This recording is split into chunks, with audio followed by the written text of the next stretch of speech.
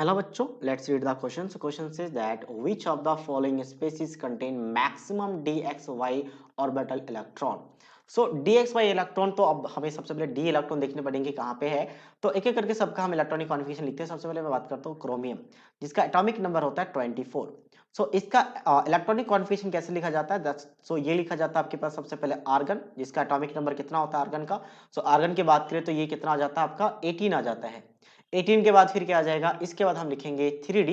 So 3d 5 and 4s1 होता है जो सबसे पहला ऑब्जेक्शन होता है पीरियोडिक टेबल का इलेक्ट्रॉनिक कॉन्फ़िगरेशन में। बी की बात करते हैं। सो बी में आपका Fe+2 है, तो सबसे पहले मैं Fe+3 है, Fe की बात करते हैं जिसका एटॉमिक नंबर होता है 26।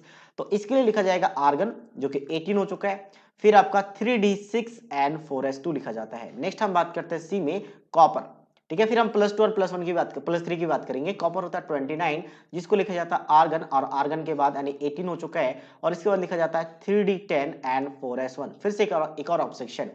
तो यहाँ से Fe+3 का इलेक्ट्रॉनिक कॉन्फ़िगरेशन क्या हो जाएगा? Fe+3 की बात करें तो 3 इलेक्ट्रॉन्स रिमूव हो गए। सबसे पहले आउटर मोस्ट से 2 इलेक्ट्रॉन जाएंगे और इस इनर शेल से एक, तो ये बन जाएगा आर्गन के बाद 3d5।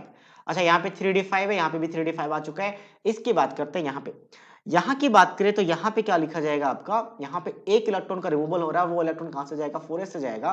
तो यहाँ पे बन जाएगा आर्गन के बाद 3d10। ये 3d10 है। अब हम बात करते हैं डी ऑर्बिटल में, तो यहाँ से 5 इलेक्ट्रॉन है, तो सभी ऑर्बिटल में एक एक इलेक्ट्रॉन है। एक एक इलेक्ट्रॉन है 5 ऑर्बिटल में। तो इसमें से क्या क्या होगा? एक dxy होगा, एक dyz होगा, फिर तीसरा dxz होगा, और फिर dx² होगा, dz² होगा। तो मतलब इनमें से कोई भी dxy हो सकता है। तो dxy किसी को एक को मान लेंगे, अगर पहला मान ले तो एक ही इलेक्ट्रॉन है, मतलब यहाँ पर dxy में एक इलेक्ट्रॉन है। नेक्स्ट हम बात करते हैं इस पे। इसकी बात करें फिर से 3d5 है, तो 3d5 का मतलब फिर से ऐसा ही इलेक्ट्रॉनिक कॉन्फ़िगरेशन होगा, तो यहाँ पे भी एक ही इलेक्ट्रॉन है। और अच्छा, यहाँ पे लिख लेते हैं, ज्यादा बेटर रहेगा यहाँ पे कि dxy में यहाँ पे एक इलेक्ट्रॉन है, यहाँ पे भी एक इलेक्ट्रॉन होगा। अब इसकी बात करते हैं 10 इलेक्ट्रॉन।